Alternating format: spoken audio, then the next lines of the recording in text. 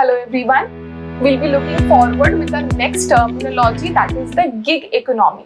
I'm Afsha Parveez. You can follow my playlist and my videos for understanding the basic economics terminology. अगर आप कोई student हो, आप college में पढ़ते हो या आप किसी कॉम्पिटिटिव एग्जाम्स की तैयारी कर रहे हो या फिर if you are particularly preparing for UPSC, तो GS3 में ये तो इकोनॉमिक्स का पूरा सेक्शन ही है. So the videos might be really helpful to understand the core of economics. अब talking about the gig economy, तो गिग इकोनॉमी में जंप करने से पहले I would love to give an example about certain movies. जैसे कि आपने अगर मोहब्बतें देखा है ऑफ शाहरुख खान, तो उसमें एक लड़का है named as Sameer. So Sameer works in a cafe. तो ये कैफे में काम ऐसे नहीं करता है कि उसका डेली अर्निंग ही वो है. वो कॉलेज में पढ़ता है, उसके बाद जो वो काम करने जाता है for his basic earning, that is उसका गिग वर्क है. वो that is a part of gig work. यानी कि समीर वहाँ काम करने नहीं जाता है एज इट इज, वो पढ़ने के बाद टाइम निकाल के वहाँ पे एक्स्ट्रा कुछ कमाने जा रहा है. So you can call this as a gig worker, कि वो पढ़ रहा है और वो काम भी कर रहा है. Secondly, if I give you another example, so Tarzan movie में you might have seen the personality called as Raj. तो राज भी एक कॉलेज गोइंग स्टूडेंट है, बट वो एज अ मैकेनिक काम करता है, गाड़ी वगैरह ठीक करता है, उसको रिपेयरिंग वगैरह का काम करता है, जिसकी वजह से ही is able to generate that extra revenue.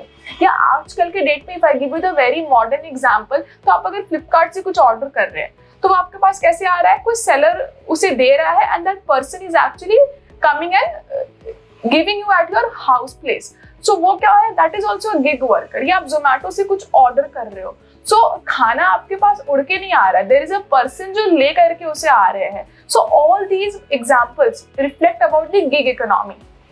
India being one of the most digitalized economy in the present modern scenario has replaced the gig economy to a great extent, where we have seen that a large section of the Indian workers are now working in the gig sector. यानी कि आप बहुत ज्यादा notice करोगे after this digital revolution, जब से ये digitalization हुआ है, this gig economy has played a massive role. अगर आप अर्लियर टाइम्स में देखोगे, so the production was there, आपके पास प्रोडक्शन के लिए था, बट आपका मेन मुद्दा क्या था, that you have to go and eat, या आप जा करके ले करके आओगे. So that was a issue. उस इशू को सॉल्व किया है इस गिग इकोनॉमी ने. यानी कि वो आपके घर तक आपके खाने को ला करके पहुंचा देगा, आपके सामान को ला करके पहुंचा देगा. Why are you so comfortable on this online platforms की कुछ भी मन किया फ्लिपकार्ट पे देख लेते हैं, कुछ भी मन किया अमेजोन पे मंगा लेते हैं, फूड कार्ट जैसे अब तो वेबसाइट्स आ गए. So you are able to just get all those things in the blink of an eye, because there are workers who are just transporting this to your house place. So the problem of transportation has been resolved through the gig economy. अब India में since digitalization अब तो बहुत ज्यादा explore हो चुका है, so this is a very flexible market, जहाँ पे आप कुछ भी कर रहे हो, पढ़ रहे हो, अपना कुछ और काम कर रहे हो, प्लस आप ये गिग सेक्टर में भी काम कर सकते हो. It offers you a good amount of revenue generation as well, plus it is very much convenient to your work place. तो आपका क्या होता है, आपका एक एक्स्ट्रा सोर्स ऑफ रेवेन्यू बना रहता है.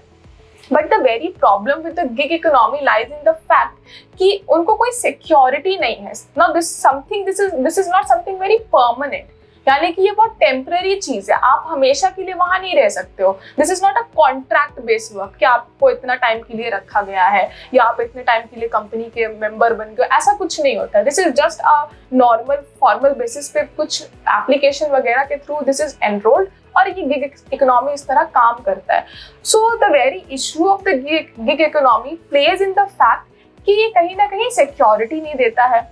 शायद हम जो पेंशन वाली बात करते हैं या जो आफ्टर जॉब जो हमें बेनिफिट्स मिलते हैं उसके बारे में बात करते हैं. So the gig economy does not provides that.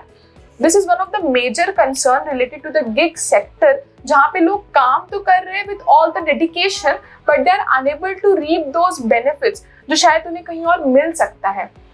So the flexibility is there, but along with that rigidity also comes to the picture.